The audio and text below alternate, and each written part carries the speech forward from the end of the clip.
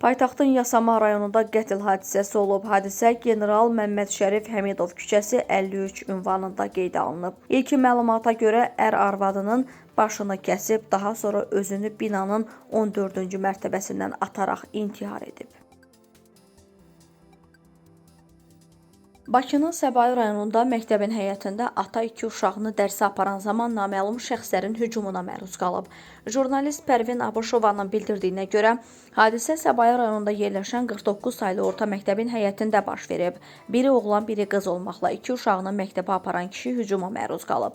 Maşından düşən 5 nəfər kişiyə hücum edərkən uşaqları qaçırıb. Hadisə ilə bağlı polisə məlumat verilib və polis əməkdaşları məktəbə gəlib. Bildirilib ki, hadisə ilə bağlı 2 qadın tutularaq 8-ci polis bölməsinə gətirilib. Cinayət törədən şəxslərin hadisə yerinə gəldikləri maşının tapılması istiqamətində tədbir görülür. Teleqrafın əldə etdiyi məlumata görə uşaqları qaçıran anası olub. Uşaqlar daha öncə Cəlilabad rayonunda təhsil alıblar. Bu ilin aprel ayının 1-dən elektron yerdəyişməklə Səbail rayonu 49 nömrəli məktəbə keçid ediblər. Səhər şagird qəbulu zamanı ana uşağı qaçırmaq istəyib, məktəb rəhbərliyi işə müdaxilə edib, mübahisə yaranıb. Polis valideynləri və yaxın qohumları bölməyə aparıb.